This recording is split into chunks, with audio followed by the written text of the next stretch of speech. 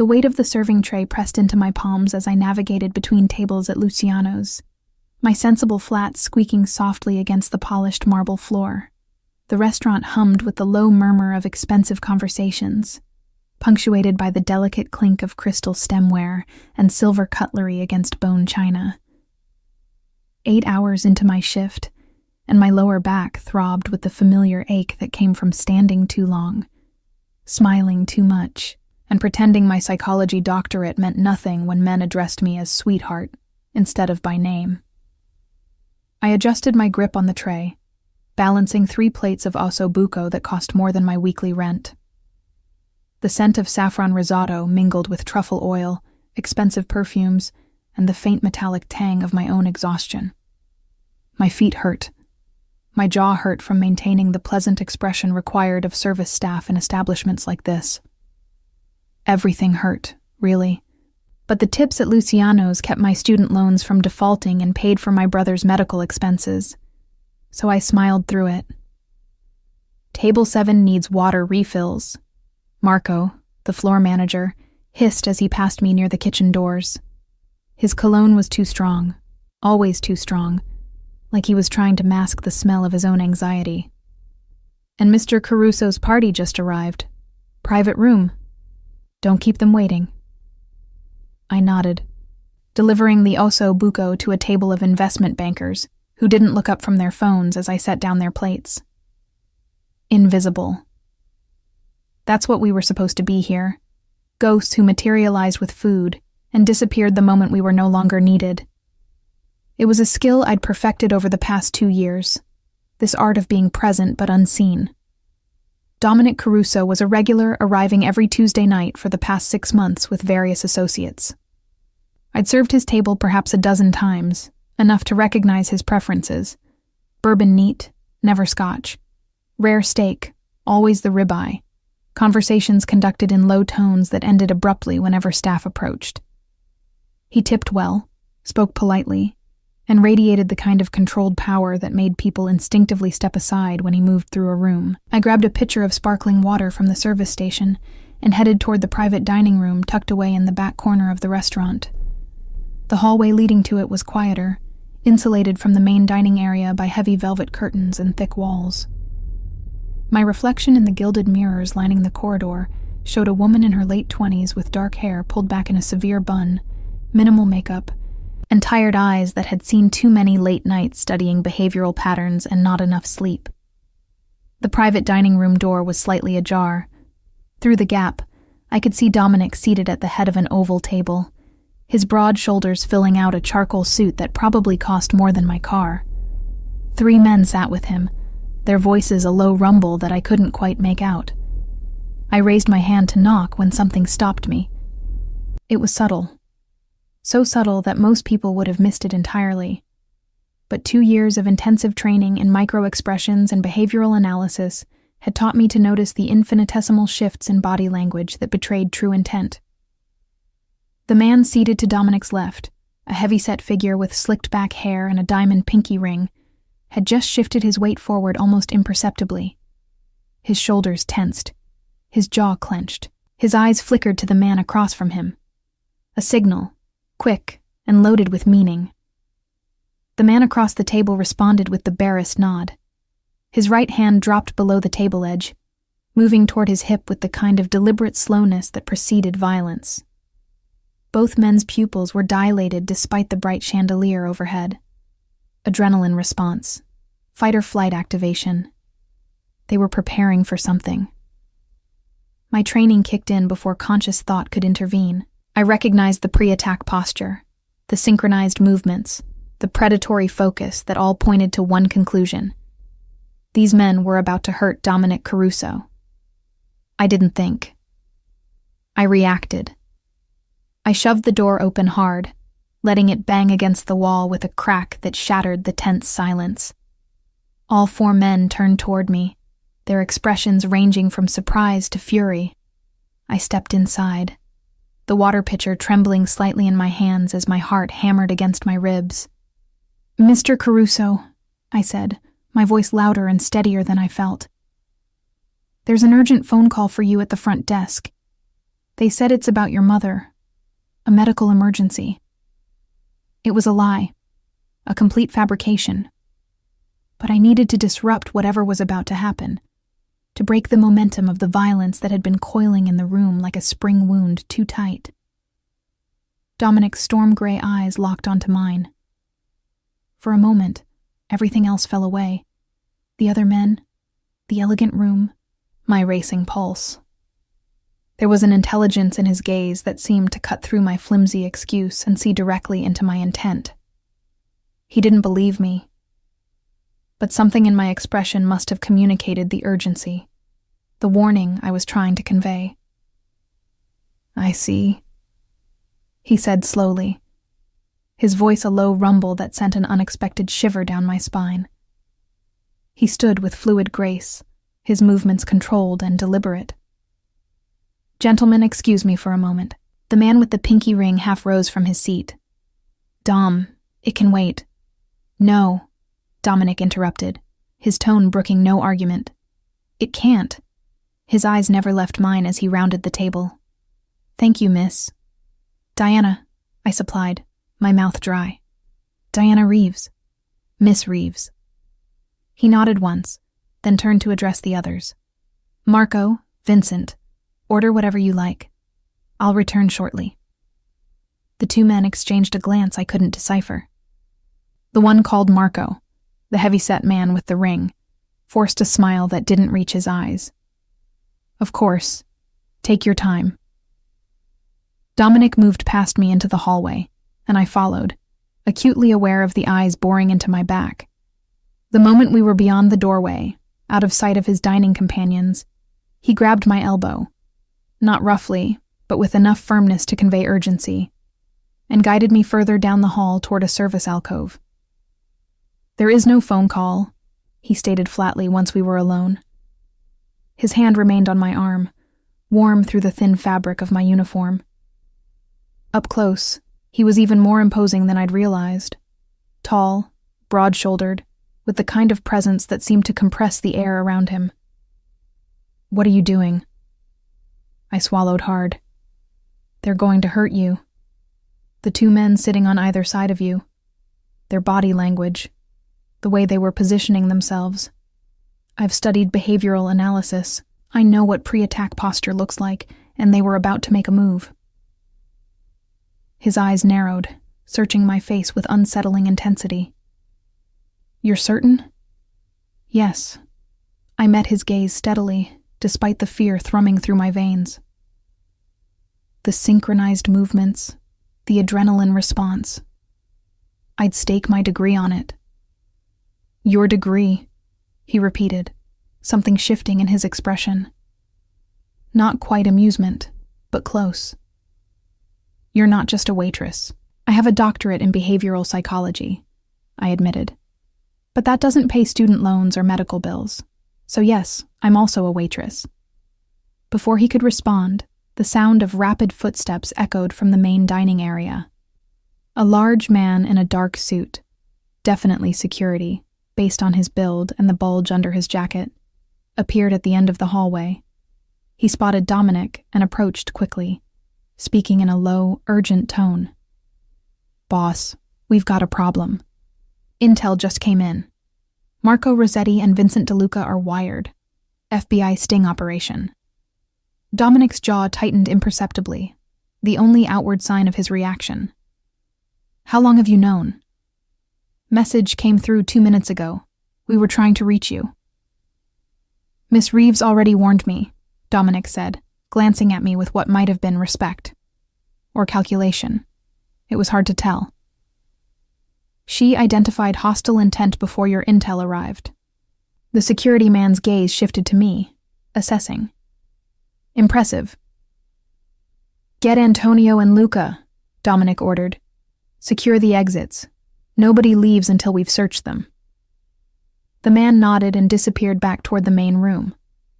Dominic turned to me, his hand still on my elbow. "Miss Reeves, Diana, you just saved me from either arrest or assassination. I'm not entirely sure which. That makes you either very observant or very dangerous." "I'm not dangerous," I protested. though my voice lacked conviction. I just noticed. You noticed something trained federal agents apparently missed, he interrupted. Something my own security didn't catch until it was almost too late. His thumb traced a small circle on the inside of my elbow, a gesture that seemed almost unconscious. That's a valuable skill. I should get back to work, I said, suddenly very aware of how close we were standing, how his cologne, cedar and something darker, was affecting my ability to think clearly. Marco will be looking for me. Marco will be busy explaining why he's trying to hire waitresses who moonlight as federal informants, Dominic said dryly. Then his expression turned serious. You can't go back out there right now. If Rossetti and DeLuca realize you're the reason their operation is falling apart, you become a liability. Fear spiked through me. I didn't mean to. I wasn't trying to interfere with anything. I just saw someone about to get hurt and I reacted. I know. His voice softened slightly. But intent doesn't matter to men like Marco Rossetti. What matters is that you cost him either money or freedom, and he doesn't forgive debts like that.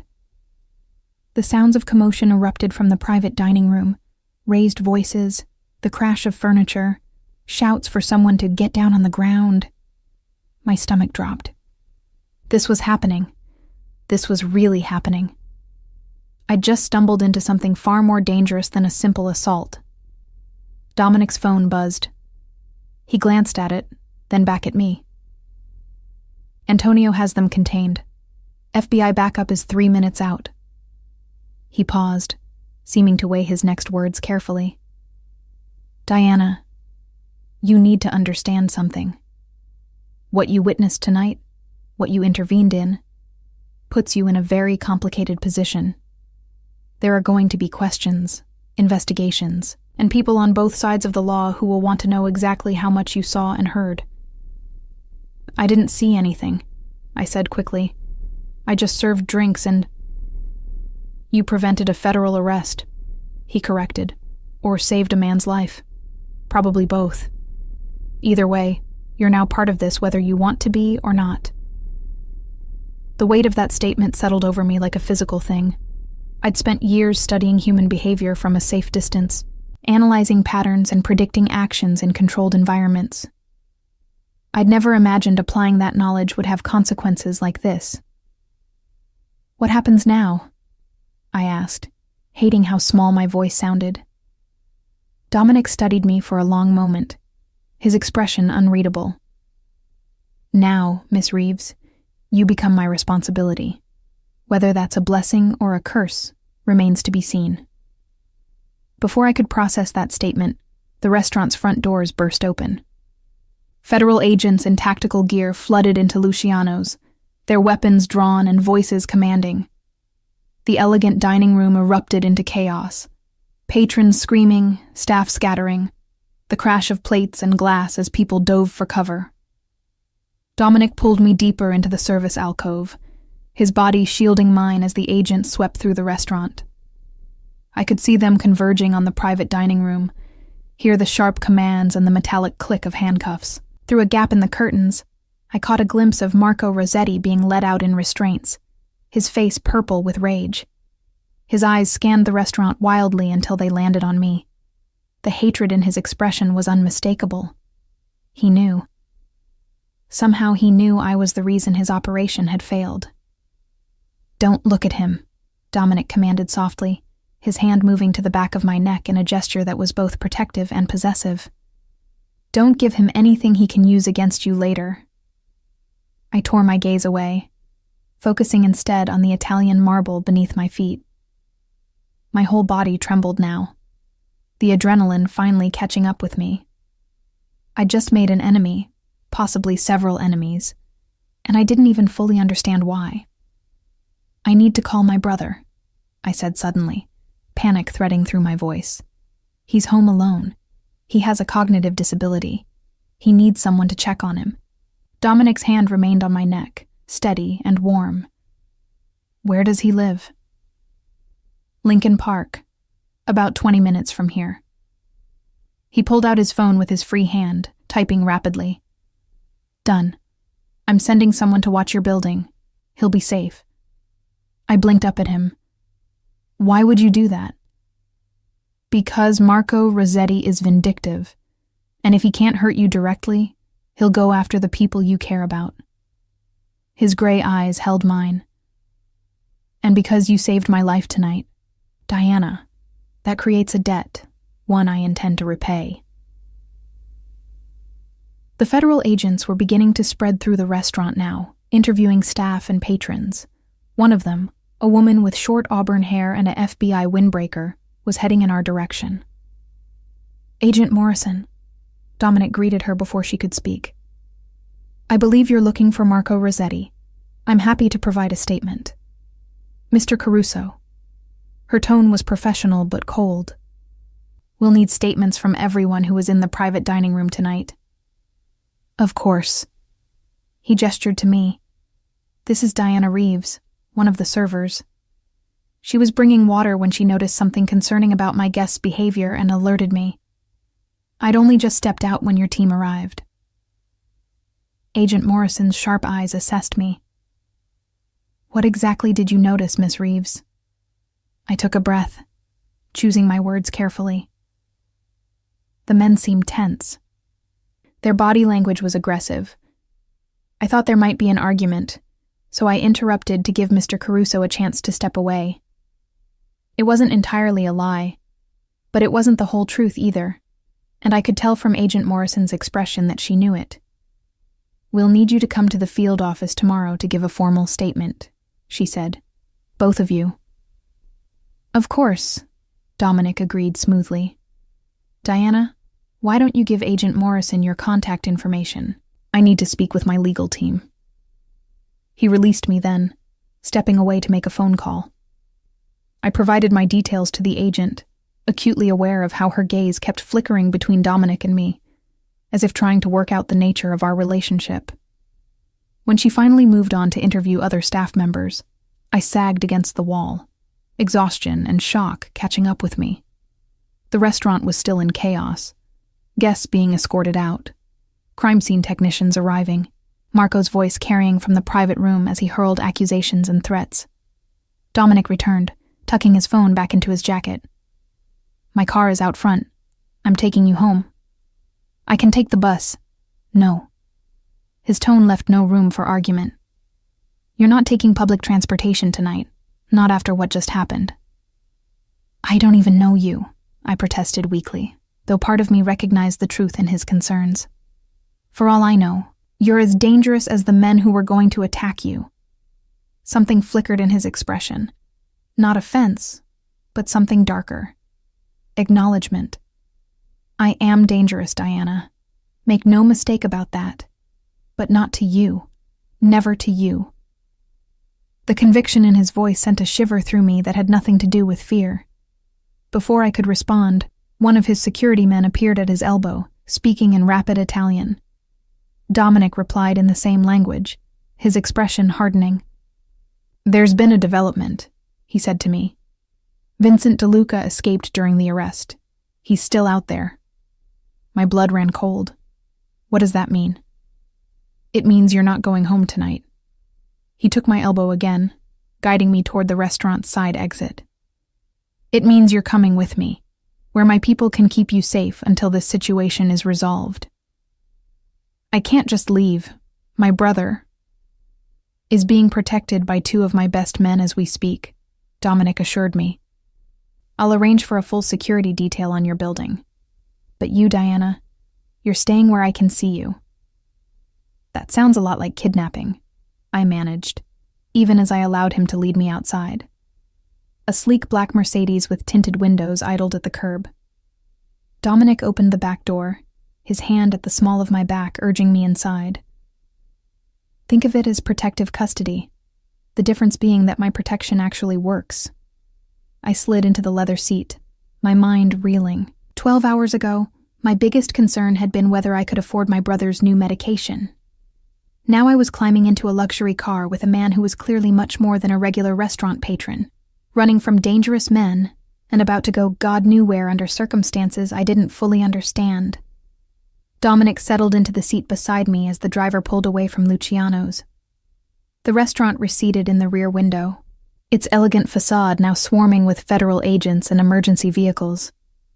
My old life, such as it was, disappearing behind us. "Where are we going?" I asked, my voice barely above a whisper. Dominic turned to look at me, and in the dim light of the passing street lamps, his expression was both protective and possessive. Somewhere safe, somewhere mine. The emphasis on that last word sent another shiver through me. I'd just saved this man's life.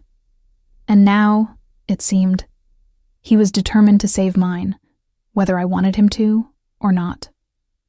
The Mercedes glided through Chicago's nighttime streets, with the smooth silence of wealth and power. I pressed myself against the leather seat, trying to maintain some distance from Dominic's overwhelming presence beside me.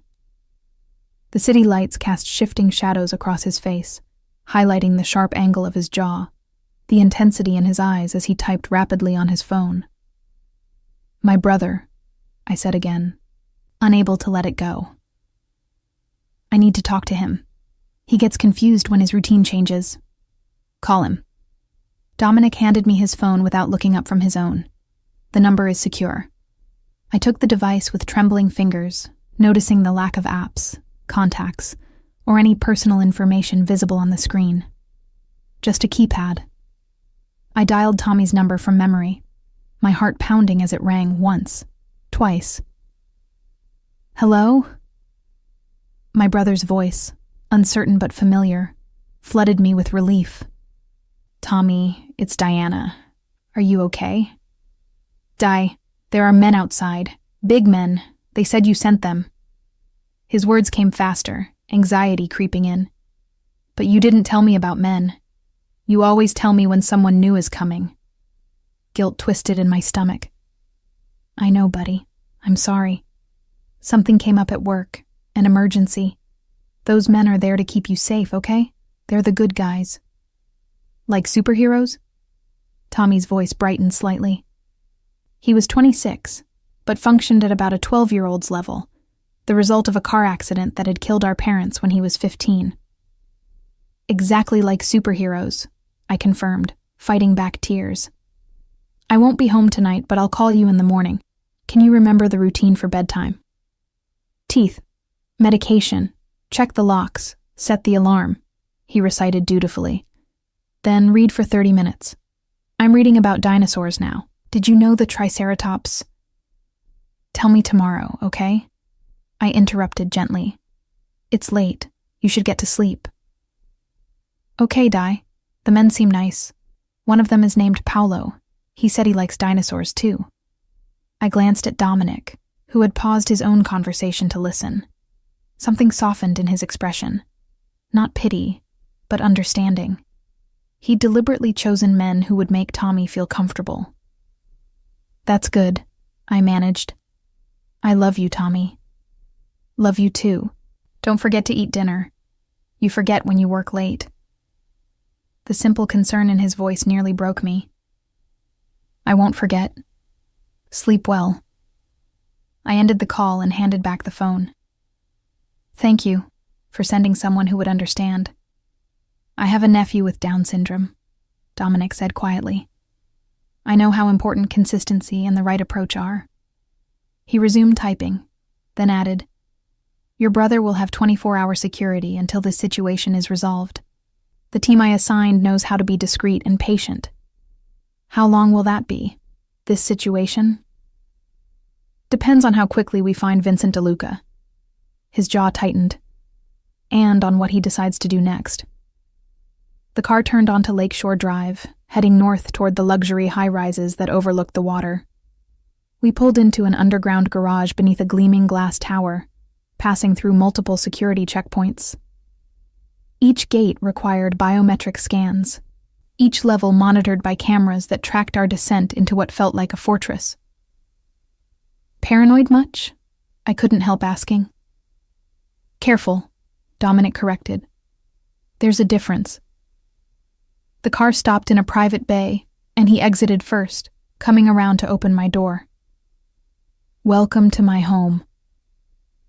A private elevator whisked us up to the top floor, the entire top floor apparently, which opened directly into a penthouse that made Luciano's look modest by comparison. Floor-to-ceiling windows offered a panoramic view of the city and lake, the lights glittering like scattered diamonds. The interior was all clean lines and expensive materials, marble, dark wood, leather, and steel arranged with masculine precision. Guest suite is this way. Dominic led me down a hallway lined with what I suspected were original artworks. He opened a door to reveal a bedroom larger than my entire apartment. King-sized bed, ensuite bathroom visible through another doorway, sitting area with its own TV and minibar. You'll find clothes in the closet that should fit. Toiletries are stocked. If you need anything, use the phone by the bed. It connects directly to the kitchen and security. I stood in the doorway, overwhelmed. This is temporary, right? Just until they catch Vincent? Yes. But something in how he said it made me doubt the simplicity of that answer. Mr. Caruso, Dominic, he interrupted. Given the circumstances, I think we can dispense with formalities. Dominic. His name felt strange on my tongue, too intimate. What exactly do you do? Who are you, really? He studied me for a long moment, seeming to weigh how much to reveal. I'm a businessman. I own restaurants, real estate, import-export operations, all perfectly legitimate. And the not-so-legitimate parts? A ghost of a smile touched his lips. I also handle problems that can't be solved through legitimate channels. I provide services, protection, dispute resolution, access to resources for people willing to pay my price. You're in the Mafia. It wasn't a question. That's a simplistic term for a complex reality. He leaned against the doorframe, too close, crowding my space in a way that should have felt threatening, but somehow didn't. My grandfather came to this country with nothing. He built something, a network, a family business that protected our people when the law wouldn't. My father expanded it. I've modernized it, legitimized what I can. But yes, there are aspects of my work that exist in moral gray areas. Gray? I couldn't keep the skepticism from my voice. You were about to be assassinated or arrested tonight. That's not gray. That's felony black. Marco Rossetti was a business partner who got greedy. He thought he could sell information to the FBI and to my competitors simultaneously. Play both sides. Dominic's expression hardened. He was wrong. Men like him don't understand loyalty, don't comprehend that some betrayals carry permanent consequences. What will happen to him? I asked, though I wasn't sure I wanted the answer. Prison, if the FBI's case holds. If it doesn't. He shrugged. Justice finds its own path. The casual way he referenced what sounded like murder made my stomach clench. And Vincent? The one who escaped? Vincent is more dangerous because he's desperate. He knows I know about his betrayal. He can't go to the FBI. They'll arrest him on sight. He can't come to me. I'd kill him. Dominic said it matter-of-factly, as if discussing weather. His only play is to eliminate witnesses and go into hiding. Witnesses like me, I realized, ice flooding my veins. Like you, he confirmed. Which is why you're staying here, where I can control every variable, every entrance and exit, every person who gets within 100 yards of you. The full reality of my situation crashed over me. I'd saved a mob boss from assassination, made enemies of dangerous men, and was now essentially imprisoned, however luxurious the prison, in the penthouse of a man who casually discussed murder while looking like he should be on a magazine cover for luxury menswear. I need to sit down, I mumbled, moving to the bed and sinking onto its edge. The mattress was obscenely comfortable, the kind of quality that came from not needing to check price tags. Dominic crossed to the minibar and poured amber liquid into a crystal tumbler. Drink this. I don't. It's brandy. It'll help with the shock. He pressed the glass into my hand. Small sips. I obeyed, the alcohol burning pleasantly down my throat, warming my chest and taking the edge off my spiraling anxiety. Dominic sat beside me, not touching, but close enough that I could smell his cologne, feel the heat radiating from his body. "Tell me about your degree," he said after a moment. "Behavioral psychology. That's what allowed you to read Marco and Vincent." I nodded, grateful for the distraction of an academic topic. I specialized in nonverbal communication and micro-expressions. The theory is that people can control their words, but their bodies betray their true intentions through involuntary signals. And you can read these signals. Most of the time. It's not mind reading, more like pattern recognition. Specific combinations of facial movements, posture shifts, eye contact patterns. They correlate to emotional states, which suggest likely behaviors. I took another sip of brandy. Tonight, I saw pre-attack positioning. The shoulder tension, the synchronized eye contact, the hand movements toward concealed weapons. Classic indicators. Impressive. There was genuine admiration in his voice. "I employ people to watch for exactly those signs, and they missed what you caught in seconds. Your people were probably watching you, watching the room. I was watching your guests because..." I hesitated. "Because?" he prompted. "Because you interested me," I admitted, the brandy loosening my tongue. "You always did. You'd come into Luciano's, and I'd find myself analyzing your interactions, trying to understand the power dynamics at play. You command attention without demanding it. People defer to you instinctively. It's fascinating from a behavioral standpoint." His eyes darkened with something I couldn't quite identify. "So I was a case study." Everyone's a case study when you're trained to see patterns. I finished the brandy, setting the glass aside. "But yes, you particularly. You don't fit standard power profiles. You're not aggressive or domineering in obvious ways, but people treat you like you're dangerous. Why?" "Because I am dangerous," he said simply. "I just don't need to advertise it." "The most effective predators don't," I mused, my psychology professor brain overriding my common sense. "They use subtlety, patience, strategic positioning. They make prey come to them." "Is that what you think you are?" His voice dropped lower, taking on an edge. "My prey?" The question hung between us, loaded with implications I wasn't ready to examine. "I think I'm a complication you didn't expect. A variable that doesn't fit your usual calculations." "You're right about that." He stood abruptly, putting distance between us. "Get some rest. Tomorrow we deal with the FBI, with Vincent, with the mess Marco created. Tonight you're safe. That's all that matters."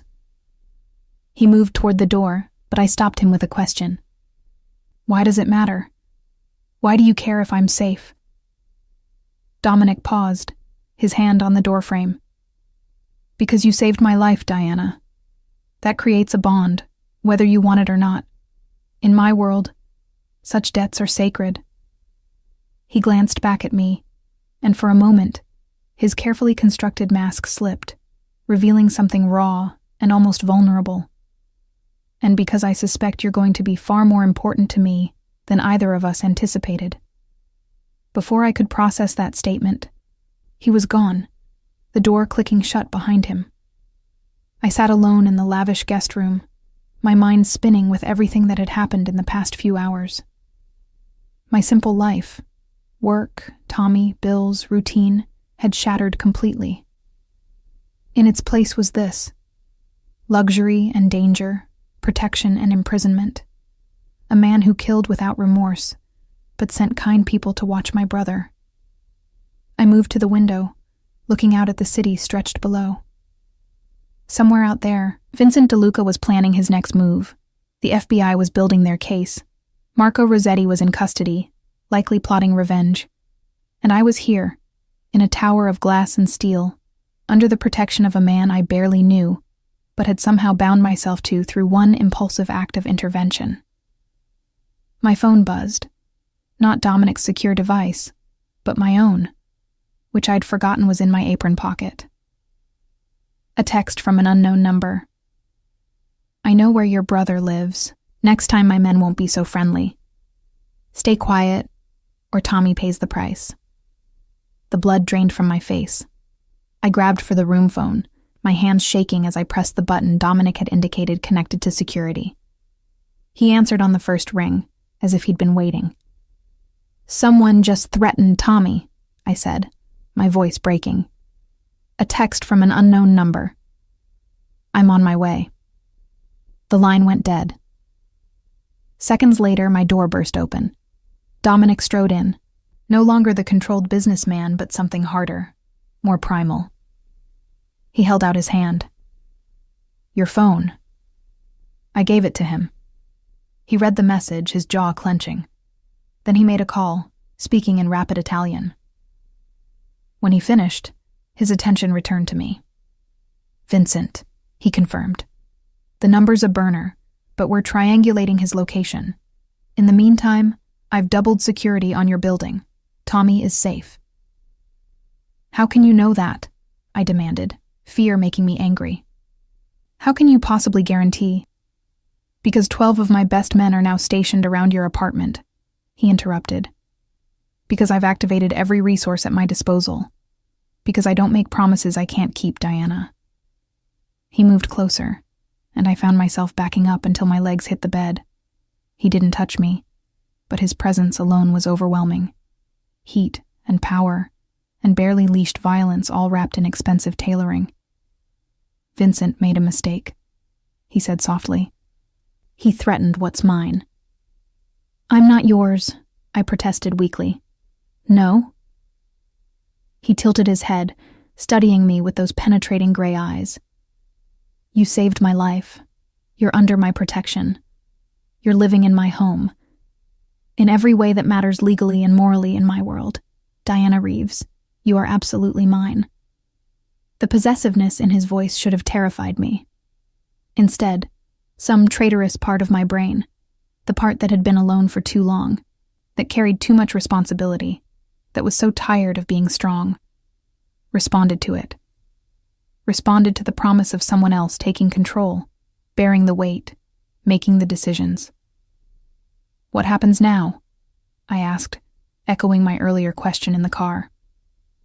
Dominic's hand came up to cup my face, his thumb tracing my cheekbone with surprising gentleness.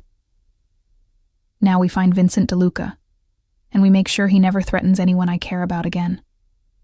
And then? Then we figure out what to do about this. He gestured between us, acknowledging the tension that had been building since the restaurant. Because you saw something tonight in Marco and Vincent that my trained professionals missed. That kind of skill, that instinct, it's rare, valuable. You want to hire me, I realized. I want to keep you, he corrected. There's a difference. Before I could respond, his phone buzzed. He glanced at it, his expression darkening. They've located Vincent. He's at a warehouse on the south side, one of Marco's old fronts. What are you going to do? What needs to be done? He released me, already moving toward the door. Stay here, don't leave this room. Antonio will be posted outside. Wait. I grabbed his arm. The muscles beneath the expensive fabric were like steel. Don't kill him. Dominic looked down at where my hand clutched his sleeve, then back up to my face. He threatened your brother. Threatened you. In my world, such offenses have only one resolution. In mine, there are other options. Prison, witness protection, something other than execution. I held his gaze, refusing to back down even though every instinct screamed that I was arguing with a predator. Please. Not for him. I don't care about Vincent. But for you. Once you cross that line. I've crossed that line many times, Diana. His voice was gentle but firm. That's who I am, what I do. If you're going to be part of my world, even temporarily, You need to understand that. Then help me understand. Make me understand why violence is the only answer. He stared at me for a long moment, something warring behind his eyes. Finally, he nodded once, sharply. Get dressed. Something dark, practical. You're coming with me. What? You want to understand my world? I'll show you. He was already pulling out his phone, issuing orders in Italian. But Diana, once you see this, you can't unsee it. There's no going back to your safe ignorance. Are you sure that's what you want? I wasn't sure of anything anymore. But staying in this gilded cage, waiting passively while others made decisions about my life, that wasn't acceptable either. Yes, show me. Dominic's smile was dangerous, approving. Get dressed. We leave in 5 minutes. The warehouse district on Chicago's South Side was a graveyard of industrial ambitions. Empty buildings with broken windows, streets cratered with potholes, and the kind of silence that came from total abandonment. Our convoy of 3 black SUVs rolled through the darkness with headlights off, navigating by the glow of a distant street lamp and what looked like practiced familiarity with the terrain. I sat beside Dominic in the middle vehicle, dressed in dark jeans and a black sweater I'd found in the guest room closet. The clothes fit perfectly, which raised questions I didn't have time to process. Antonio drove while another man, introduced only as Luca, occupied the passenger seat. Both were armed, the weight of their shoulder holsters visible beneath their jackets. Second thoughts? Dominic asked quietly as we approached a massive brick structure that loomed against the night sky.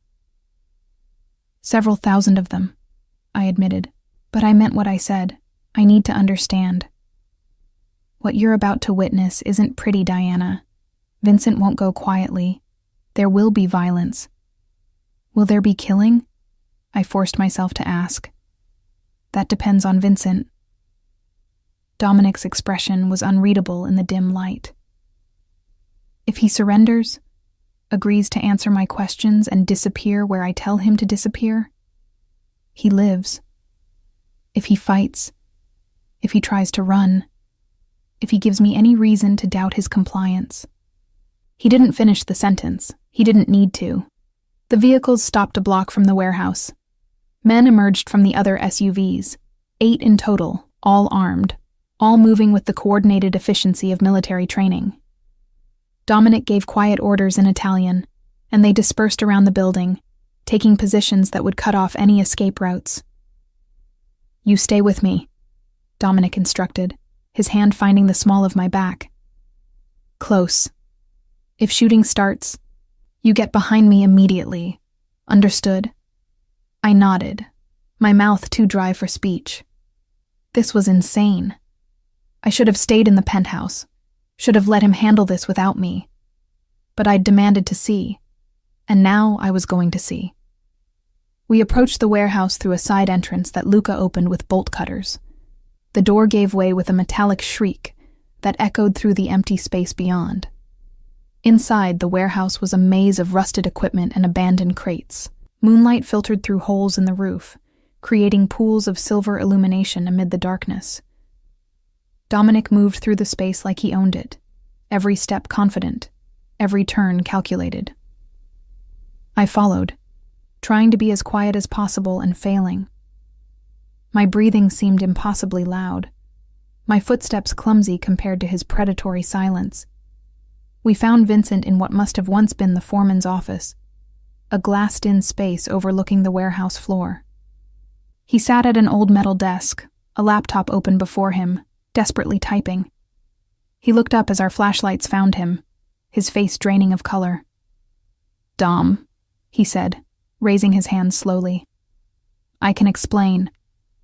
You can explain why you threatened an innocent woman and her disabled brother? Dominic's voice was calm, conversational even.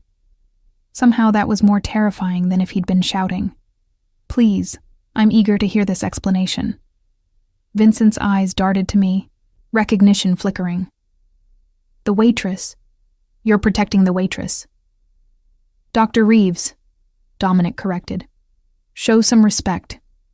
She ruined everything. Vincent's composure cracked. Marco and I had a deal with the feds, full immunity in exchange for evidence against you. We would have been free, clear, set up with new identities, one fucking dinner away from escaping your world. And she... He pointed at me accusingly. She noticed something. Warned you. Cost us everything. She saved my life, Dominic replied, which is more than you tried to do when you agreed to testify against me. You're a criminal, Vincent shouted. You've killed people, destroyed lives, built an empire on blood money. Why should I go down protecting you? Because I gave you opportunity when you had nothing, Dominic said, still in that dangerously calm tone. Because I trusted you with my business, my operations, my family. And you repaid that trust by working with the FBI and with my enemies. He moved closer to the glass, and I saw Vincent flinch. Betrayal has consequences, Vincent. You knew that when you made your choice. So what now? Vincent tried for defiance, but his voice shook. You kill me, make me disappear. That's your answer to everything, isn't it? Not everything. Dominic glanced at me. Dr. Reeves here thinks there might be alternative resolutions. She believes in second chances, in rehabilitation over execution. What do you think, Vincent? Do you deserve a second chance? Vincent's gaze shifted to me, desperate hope flickering. Yes. God, yes, I'll disappear. Go somewhere you'll never find me. I won't testify, won't talk to anyone. Please. I felt the weight of both men's attention on me. This was why Dominic had brought me here. Not to witness violence, but to participate in the decision. To understand that mercy wasn't simple, that sometimes the choice between killing and letting live carried its own complications. Can you trust him? I asked Dominic quietly. If you let him go, will he keep his word? No, Dominic answered honestly. Men like Vincent, men who betray once, they betray again. It's pattern behavior. You'd understand that better than most. He was right. I did understand. Vincent's micro-expressions told the story clearly. The darting eyes calculating escape routes. The tension in his shoulders preparing for flight. The rapid breathing indicating adrenaline and desperation, rather than genuine remorse. This wasn't a man seeking redemption. This was a cornered rat looking for any way out. But you wanted to see my world, Dominic continued. Wanted to understand why violence is sometimes necessary. Here's your lesson, Diana. I can let Vincent go, trust his promises, and wait for him to betray me again. Putting you, your brother, and dozens of others at risk. Or I can eliminate the threat permanently. His eyes held mine. What would you do? The question hung in the air between us. I looked at Vincent, really looked at him with all my training and experience. Saw the calculation behind his desperate pleas, the absence of genuine contrition, the likelihood of future betrayal, written in every line of his body language. I'd want to believe people can change, I said slowly. But prediction models based on past behavior are frighteningly accurate. If someone has betrayed trust once, especially when motivated by self-preservation rather than circumstance, the probability of repeat behavior increases exponentially. So? Dominic pressed. I took a shaky breath. So, eliminating the variable that introduces unacceptable risk is statistically rational. It wasn't agreement to murder. Not exactly. But it was acknowledgement that sometimes, in worlds like Dominic's, the mathematics of survival didn't allow for idealistic solutions. Dominic nodded slowly, something like approval in his expression. Then he turned to Vincent. You have one chance. Tell me everything you told the FBI. Every detail about my operations, every name you mentioned, every piece of evidence you provided. Be thorough, be honest, and maybe, you walk out of here. And if I don't, Then Dr. Reeves's statistical analysis proves correct, and we eliminate the unacceptable risk. Dominic's tone left no room for doubt.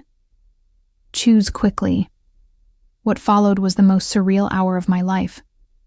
Vincent talked, his words recorded by Luca on a device I suspected wasn't standard law enforcement issue. He detailed the FBI's investigation, the evidence Marco had provided, the deals they'd been offered. He named the agents involved, described the surveillance methods, revealed the informants within Dominic's organization. I watched, fascinated despite my horror, as Dominic extracted every piece of information with surgical precision. He never raised his voice, never made explicit threats. He simply asked questions in that calm, measured tone, and Vincent answered, compelled by fear and the slender hope of survival. When it was done, Dominic studied Vincent for a long moment. You understand that if you ever speak of this to anyone, FBI, police, a priest, your own mother, I'll know.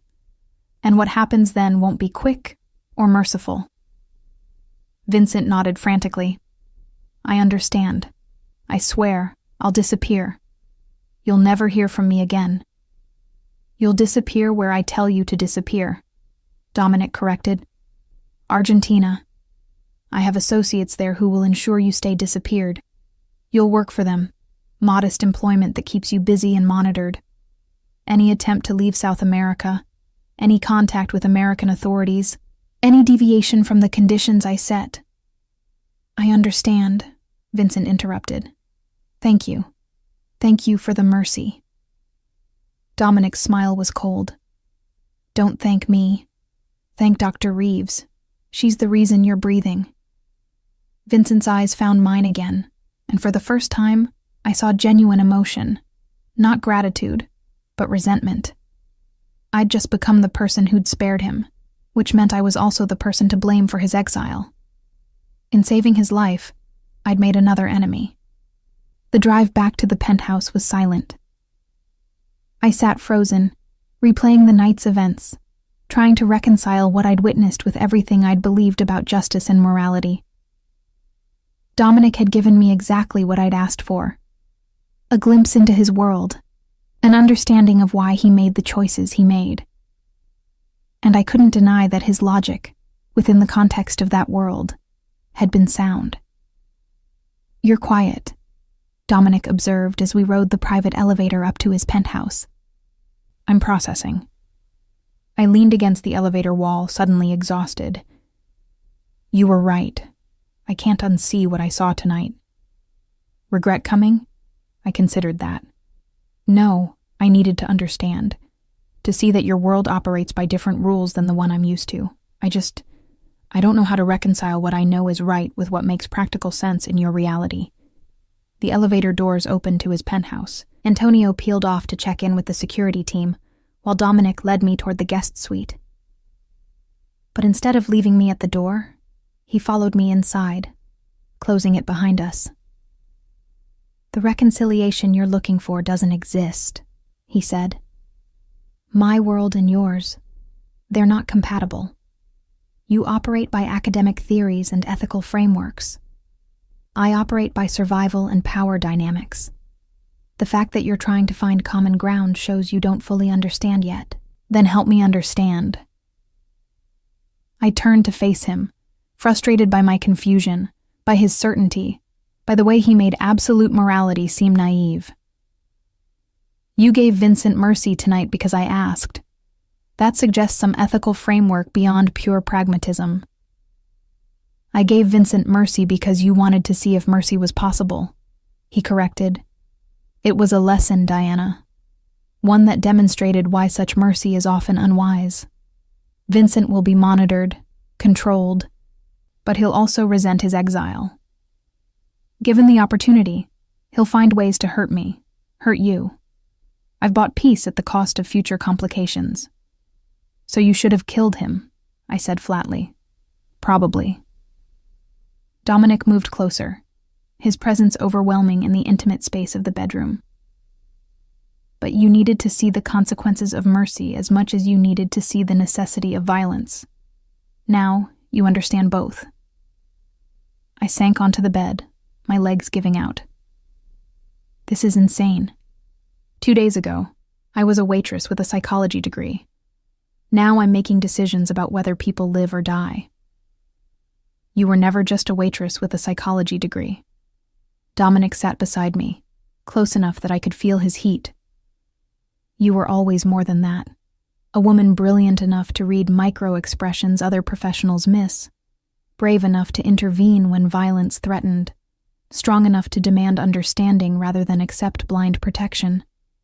The question isn't whether you belong in my world, Diana. The question is whether you're willing to accept that you already do. His words struck something deep inside me, a truth I'd been avoiding. The moment I'd identified Marco and Vincent's intentions, the moment I'd warned Dominic, I'd chosen a side. I'd inserted myself into his reality, bound myself to his fate. Everything since had been consequence cascading from that initial decision. I don't want to belong in a world where violence is the answer, I whispered. But you understand why it sometimes is, he replied. That's the first step. To what? To accepting what you are. His hand found mine, fingers intertwining. What we could be together.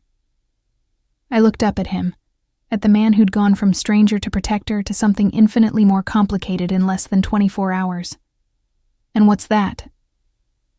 Formidable, he answered simply. Your intelligence, your ability to read people combined with my resources and reach, we could be unstoppable. Or we could destroy each other. Also possible. His thumb traced circles on my wrist. But doesn't that make it interesting? Before I could respond, his phone buzzed. He glanced at it, his expression darkening. The FBI wants us at their office at 8 a.m. for formal statements. About tonight? About Luciano's. He stood, creating distance again. Tomorrow we navigate their questions, their investigation. We play the roles of innocent bystanders caught in Marco's schemes. More lies, I observed. Strategic omissions, he corrected. Welcome to my world, Dr. Reeves, where truth is currency and honesty is a luxury we can't afford. The FBI field office smelled of burnt coffee and institutional disinfectant, a sharp contrast to the leather and sandalwood I'd grown accustomed to in Dominic's penthouse.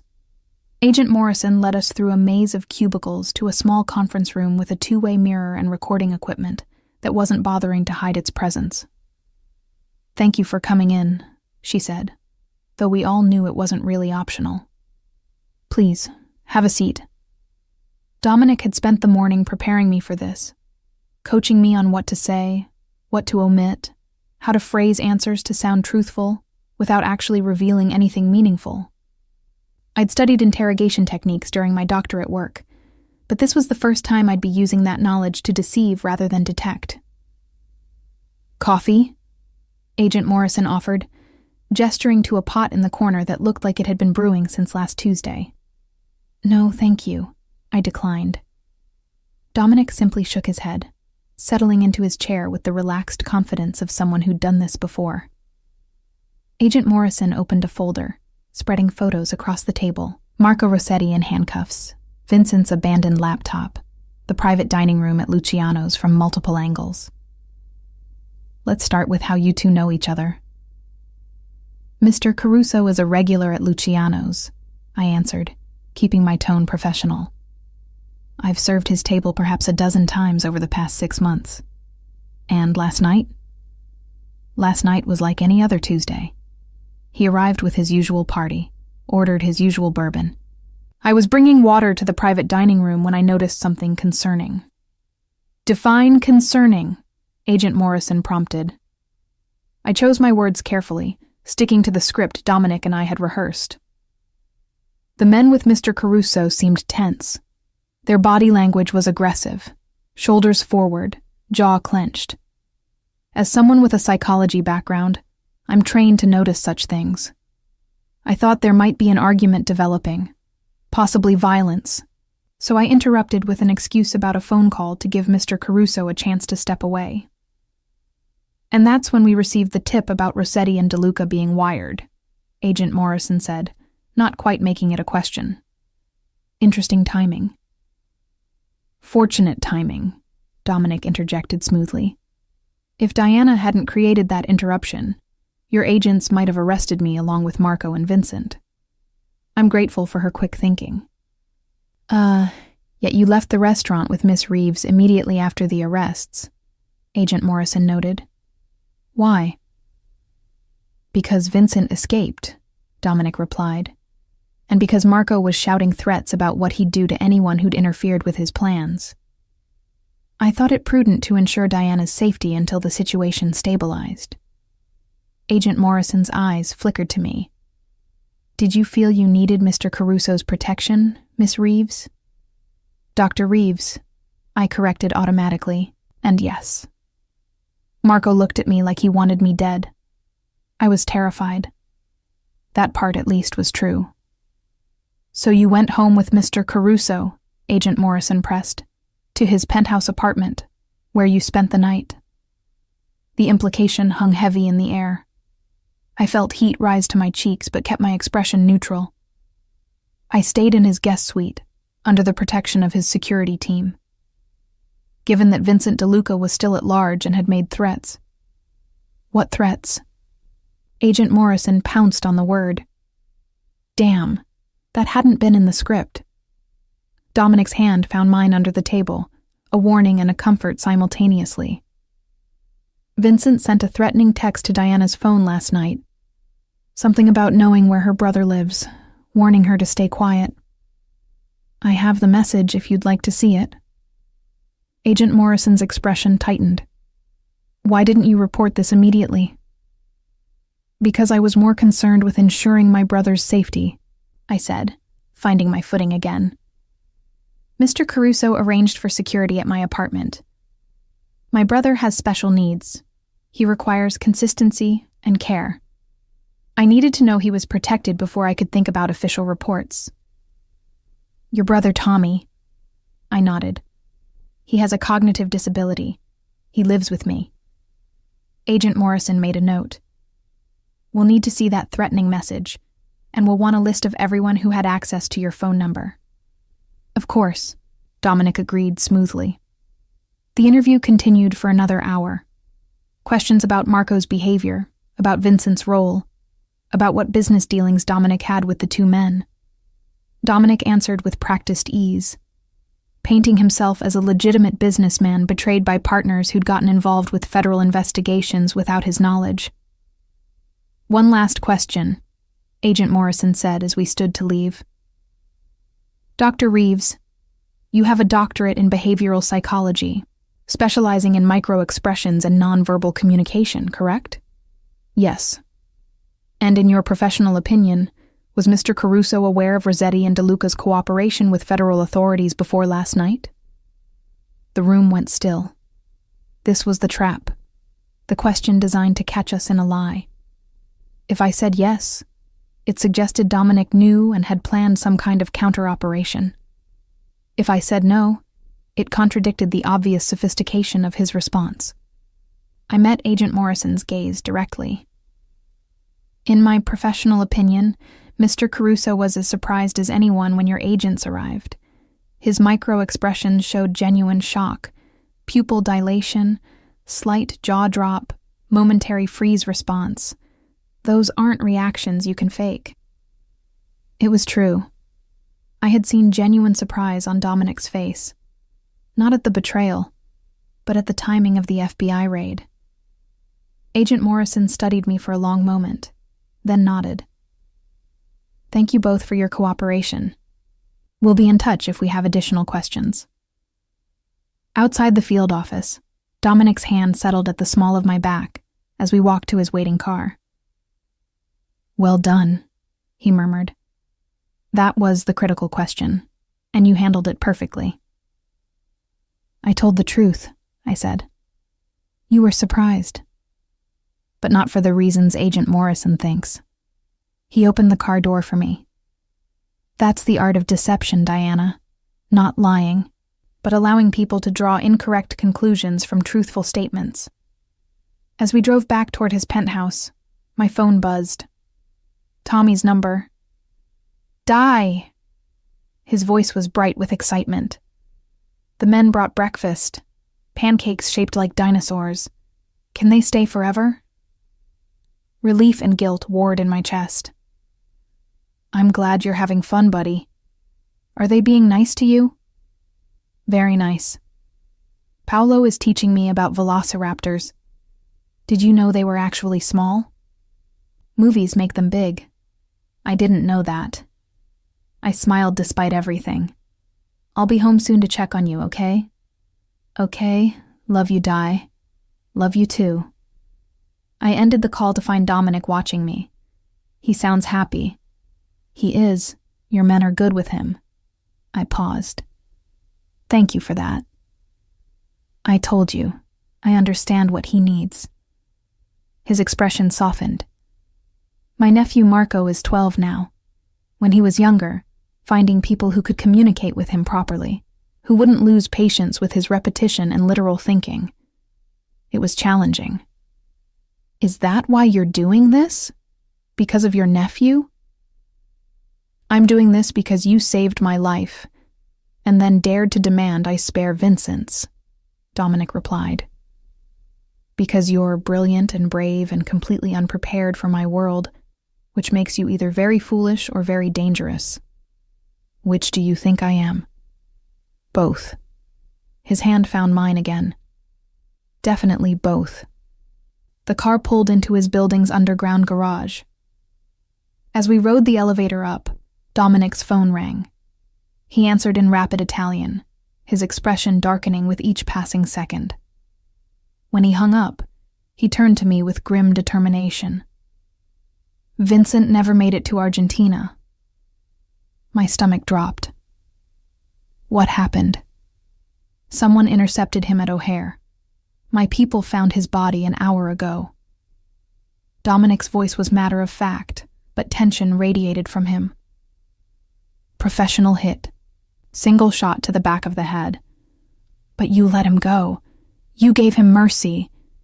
And someone else decided mercy wasn't warranted, he interrupted.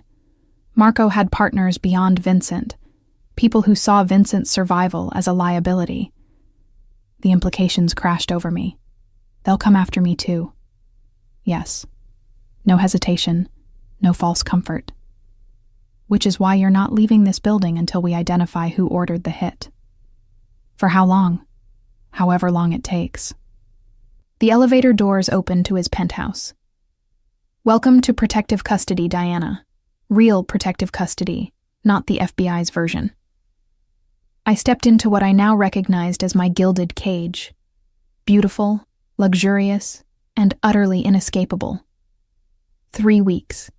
3 weeks of luxury and confinement, of learning Dominic's world from the safety of his penthouse fortress. 3 weeks of watching him conduct business from his home office, legitimate deals during the day, shadier operations after dark. 3 weeks of meals together, conversations that ranged from philosophy to psychology to the economics of organized crime. 3 weeks of magnetic tension building between us like a storm waiting to break. Tommy had adjusted to the new routine with surprising ease. Dominic had moved him into a secure apartment in the same building, 3 floors down, with round-the-clock care from people trained to work with cognitive disabilities. My brother was thriving. His dinosaur collection had tripled, and Paolo had become his best friend. D, look. Tommy showed me his latest drawing during my daily visit. A T-Rex labeled Paolo, protecting a smaller dinosaur labeled Tommy from a scary-looking Spinosaurus. Paolo keeps me safe from bad dinosaurs. I hugged him tight, grateful and guilty in equal measure. This was the best care he'd ever received, the most stable his life had been since our parents died. And it was all funded by a man whose business model included violence and coercion. The Rostelli family ordered Vincent's execution, Dominic told me that evening over dinner, homemade linguine prepared by his personal chef. They were Marco's silent partners in the FBI cooperation. When Vincent survived, they saw him as a risk. And now? Now they're concerned about you. He set down his wineglass. They know you identified Marco and Vincent's intentions. They know you convinced me to spare Vincent. They see you as an unpredictable variable. What do they want? To meet you, to assess whether you're a threat. Dominic's expression was carefully neutral. I've arranged a dinner, tomorrow night, here. Fear spiked through me.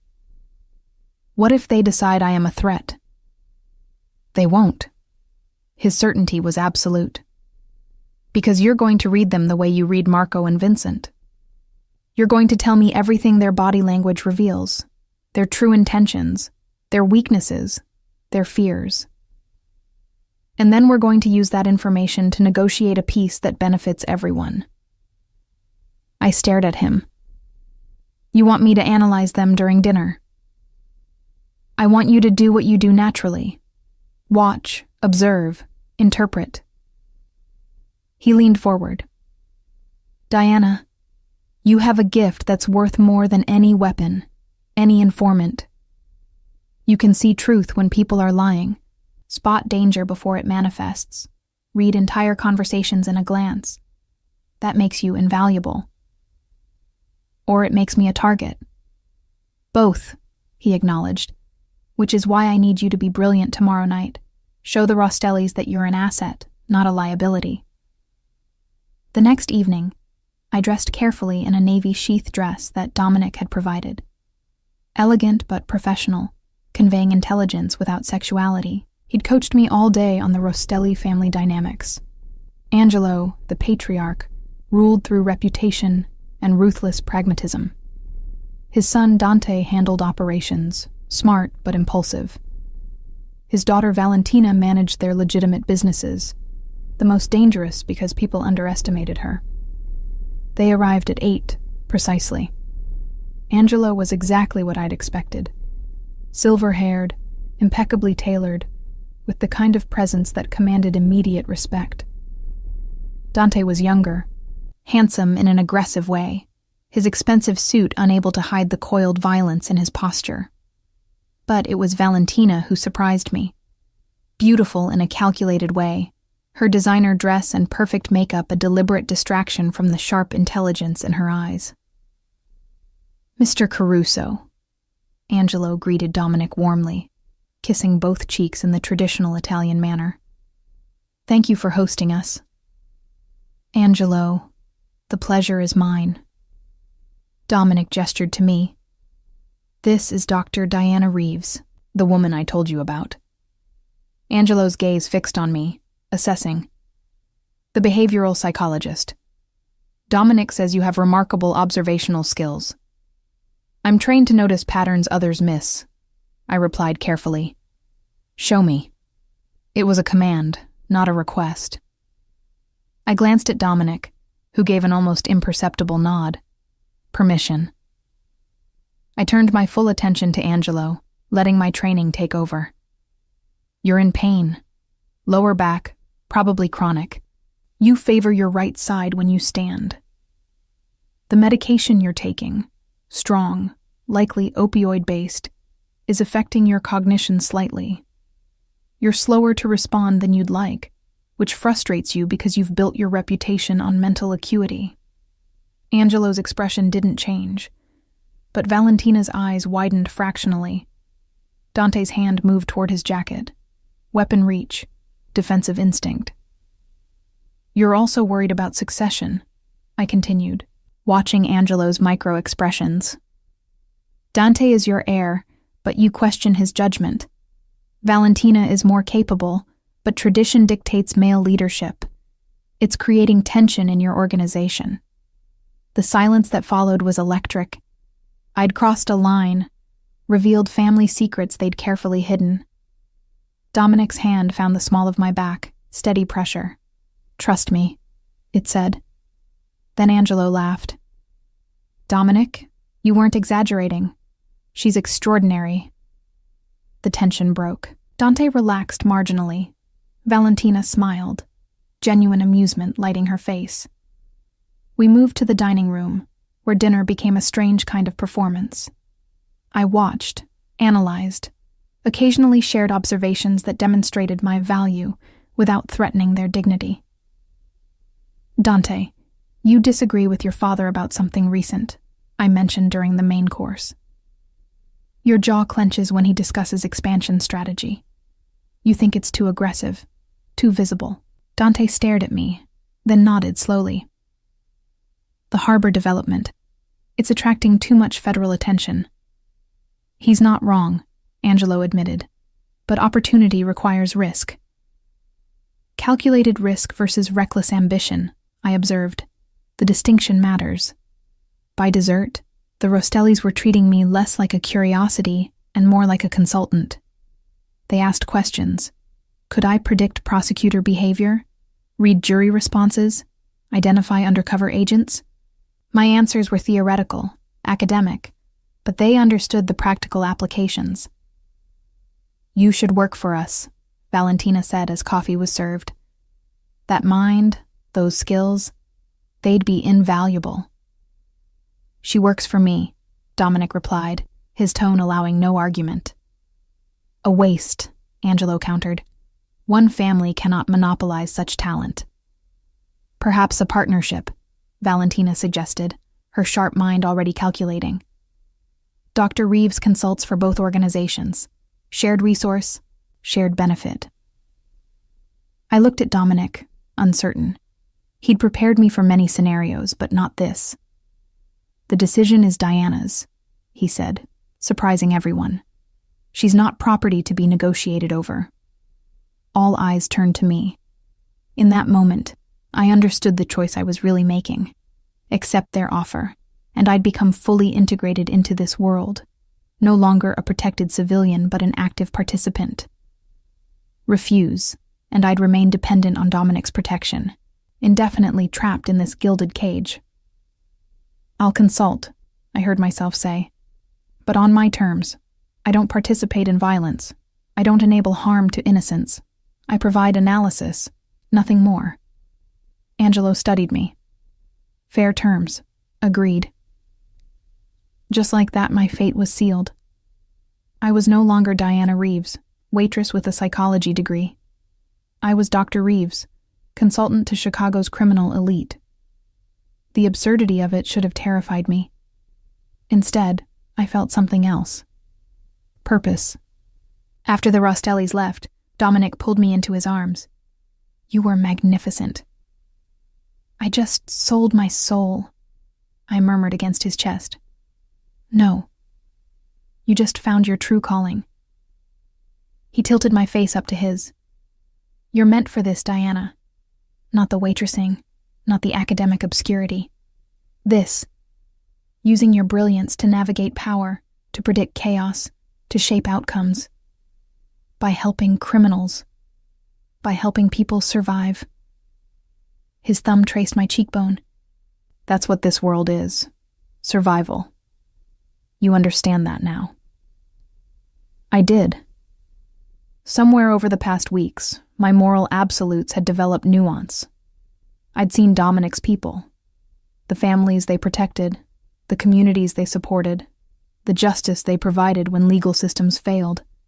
It wasn't black and white. It was every shade of gray. What happens now? I asked. Now you become invaluable. He kissed me then. Finally, after weeks of tension and proximity, and carefully maintained distance. The kiss was consuming, possessive, a claiming that went beyond physical desire to something deeper and more dangerous. When we broke apart, both breathing hard, his eyes held a promise and a warning. You're mine now, Diana, completely. And the terrifying truth was, I wanted to be. 6 months later, I stood in Dominic's office, our office now, analyzing surveillance footage of a federal prosecutor's deposition. My ability to read micro-expressions had become legendary in Chicago's underworld. Cases were won or lost based on my assessments of witness credibility. Negotiations succeeded because I could predict when the other side was bluffing. Tommy thrived in his new life. Paolo had become like family, and my brother's world had expanded beyond anything I'd imagined possible. He volunteered at a dinosaur exhibit now, his specialized knowledge finally valued instead of dismissed. The prosecutor is lying, I told Dominic, freezing the footage on a telltale flash of fear in the man's eyes. He knows the evidence is fabricated, but he's proceeding anyway. Someone's pressuring him. Who? Dante Rostelli's rival faction. They're using federal authorities to eliminate competition. I pulled up additional files. Look at the pattern. 3 cases in 2 months, all targeting Dante's operations, all based on questionable evidence. Dominic's hand settled on my shoulder. What's your recommendation? Expose it. Not through violence, through the system. Anonymous tip to the Justice Department's internal affairs. Let them investigate their own corruption. And if that doesn't work, then we use what we know about the prosecutor's offshore accounts. I met his gaze. But we try the legitimate route first. He smiled, proud, approving. You've learned to balance both worlds. I had. The past months had taught me that Dominic's empire operated on information as much as intimidation. My skills made me his most valuable asset. And somehow we'd built something that felt like partnership. There's something else, I said, my hand moving to my stomach. Something we need to discuss. Dominic went very still. Diana, I'm pregnant. The words were both terrifying and exhilarating. 8 weeks. For a moment he just stared. Then he pulled me into his arms, his face buried in my hair. A baby. Our baby. Is this... I couldn't finish the question. Everything, he said fiercely. This is everything. That night, we made plans. Not for a normal life. That ship had sailed, but for our life. Dominic would continue legitimizing his operations, creating a world our child could inherit without shame. I would keep consulting but focus on advisory work, staying away from immediate danger. Marry me, Dominic said as we lay tangled together afterward. Make this real. Make us a family. I thought about everything I'd become, everything I'd accepted. The violence I'd witnessed, the compromises I'd made, the lines I'd crossed. I thought about Tommy, safe and happy. About the baby growing inside me. About the man who'd seen my potential and helped me claim it, even in his dark world. Yes, I whispered. 2 years later, I adjusted the twins in their double stroller, Dominic Jr. and Sophia, 18 months old, and already showing signs of their father's stubborn determination and my analytical mind. Tommy walked beside me through Millennium Park, Paulo as always at his side, both men serving as protectors and companions. The Caruso Empire had transformed under our partnership. Dominic handled operations. I handled intelligence. Together, we'd built something more sophisticated than Chicago had seen. Criminal elements balanced by legitimate businesses. Violence replaced by strategic pressure. Territory gained through negotiation rather than bloodshed. The Rostellis remained allies.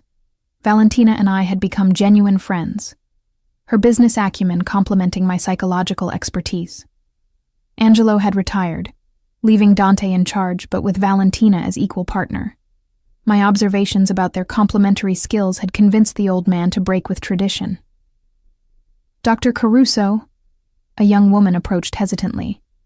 I recognized her from one of our legitimate businesses, a community center Dominic funded. I wanted to thank you. My brother got the scholarship you recommended him for. He starts college next month. That's wonderful, I said warmly. Tell him to stop by the center if he needs anything. This was our empire now. Power used for protection. Influence leveraged for opportunity. We weren't saints. Dominic still made decisions that kept me awake at night. But we were building something better than what had existed before.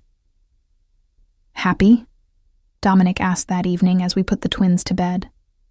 I looked at our children, at the home we'd created, at the life we'd built from chaos and choice. Complicated, I answered honestly. But yes, happy. He pulled me close. I love you, Dr. Caruso. I love you too.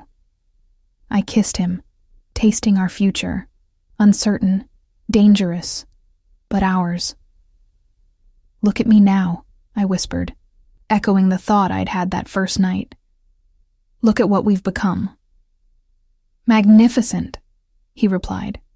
Absolutely magnificent. And despite everything, I believed him. 3 years later. The federal courthouse steps were cold beneath my Louboutin, a gift from Dominic for our 3rd anniversary, bought with money I no longer questioned the source of. Agent Morrison stood at the top of those steps, her expression a mixture of determination and something that looked almost like pity. Dr. Caruso, she called down to me. We need to talk. Alone.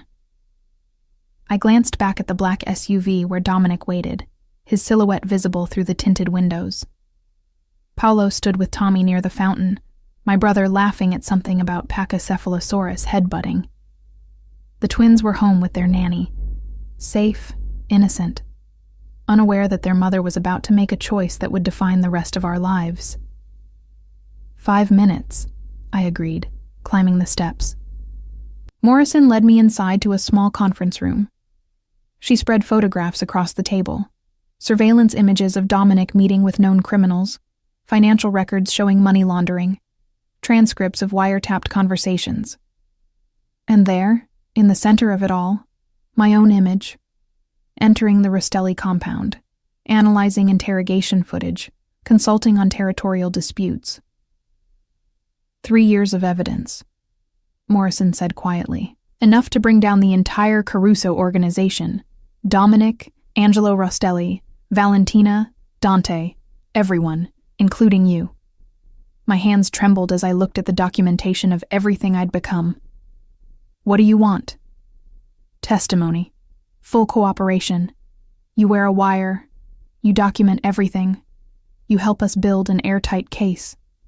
She paused. In exchange, immunity for you and your brother, witness protection, a chance to start over somewhere safe, somewhere clean. And my children? They stay with you. They grow up away from this world, away from violence and corruption. Morrison's voice softened. Diana, I've watched you for 3 years. I know you're not like them. You're a psychologist who got caught in circumstances beyond your control. You can still get out. Could I? I thought about the past 3 years, the power I'd wielded, the decisions I'd influenced, the lives I'd shaped through my analyses. I'd convinced myself it was for good, that I was making the best of impossible situations. But looking at these photographs, I saw the truth. I'd become exactly what I'd once feared, an active participant, a willing collaborator. How long do I have to decide? I whispered. 48 hours. After that, we move forward with or without you. Morrison stood. Think about your children, Diana. Think about what kind of world you want them to inherit. I walked back to the SUV in a daze. Dominic opened the door himself, his eyes immediately catching the distress I couldn't hide. What happened? He demanded as we drove away. Morrison, she has everything. 3 years of evidence. I couldn't look at him. She wants me to testify, offered immunity and witness protection. The car went silent. Even Paolo, driving, tensed visibly. What did you tell her? Dominic's voice was carefully controlled, the tone that preceded either violence or absolute calculation. That I needed time to think. To think. He laughed, but there was no humor in it. After everything we've built, everything we've become together, you need to think about betraying me? Not betraying. Saving. I finally met his eyes. Dominic, our children are growing up surrounded by armed guards and bulletproof glass. Sophia asked me yesterday why we can't go to the park without Paolo and 6 other men. She's 3 years old, and she already knows she's different, already senses the danger. They're safe, protected. They're prisoners! The words exploded from me. Just like I was when you first brought me to your penthouse. Beautiful, luxurious prisoners in a gilded cage. Is that what you want for them? For DJ to learn his father's business? For Sophia to marry into another crime family? Dominic's jaw clenched. I'm legitimizing everything. In 10 years.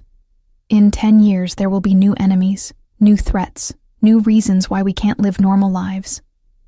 I felt tears streaming down my face. I love you. God help me. I love you so much. But I'm drowning in this world. And I'm taking our children down with me. We arrived at the penthouse in crushing silence.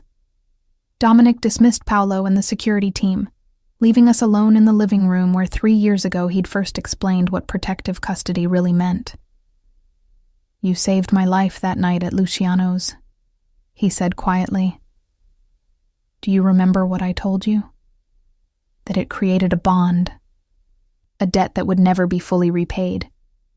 I remember.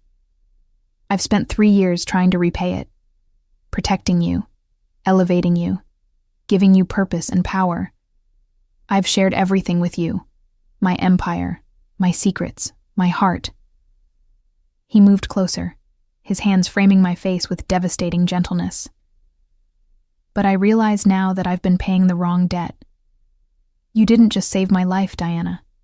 You showed me what life could be, what love could be, what family could mean beyond duty and bloodlines. Dominic, let me finish.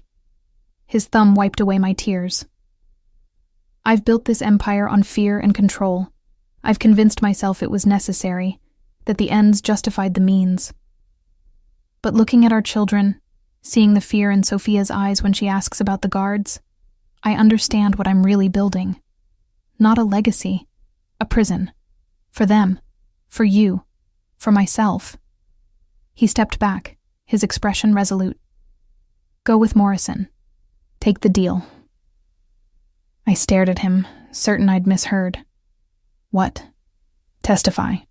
Bring down my organization, the Rostellis, all of it. His voice was steady, final. Give our children the life they deserve. You'd go to prison, for decades, maybe life. I know. A ghost of his old smile touched his lips. But our children would be free. You'd be free. That's worth any price. I can't, Dominic. I can't do that to you. Yes, you can. He pulled me into his arms one last time. You're the strongest person I've ever known. Strong enough to survive my world. Strong enough to save me from it. Strong enough to walk away. We stood there, holding each other, as the sun set over Chicago. The city we'd ruled together, the empire we'd built, the life we were about to destroy. I love you, I whispered against his chest, memorizing his heartbeat, his scent, the solid strength of him. I love you more than I knew I could love anything, he replied. Which is why I'm letting you go. The beach house in Oregon was small compared to the penthouse. 2 bedrooms, a tiny kitchen, a porch overlooking the Pacific. But it was ours. Really ours.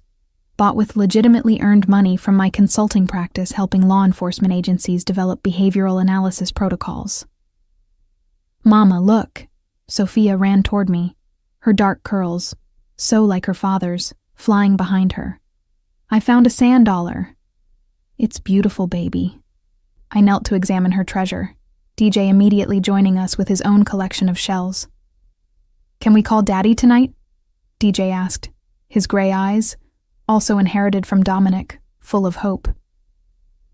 Tomorrow, I reminded him gently. Wednesday is our call day, remember? The trial had lasted 8 months. My testimony, combined with the evidence Morrison had gathered, had brought down the entire organization. Dominic was serving 20 years in a federal facility. Angelo Rostelli had died of a heart attack during the trial. Dante and Valentina had taken plea deals, 10 years each, but Dominic had orchestrated something extraordinary from inside. Before his sentencing, he'd restructured everything, transferred all legitimate assets into trusts for the children, ensured Tommy's lifelong care was funded, even arranged for Paolo to relocate near us as our family friend and protector. He'd turned his empire into something that could survive his absence, something that wouldn't drag his children down with him. The burner phone in my pocket buzzed. Our private line, untraceable, forbidden, but necessary. I waited until the twins were distracted building sandcastles before answering. "Hello, stranger." Dominic's voice was rough, deeper than I remembered. "How are you?" I asked, as I did every Wednesday. 18 months down, 18 and a half years to go. He laughed softly. "But who's counting? Your lawyer says there's a chance for early parole. In 10 years, maybe. If I behave." A pause. "How are my babies?"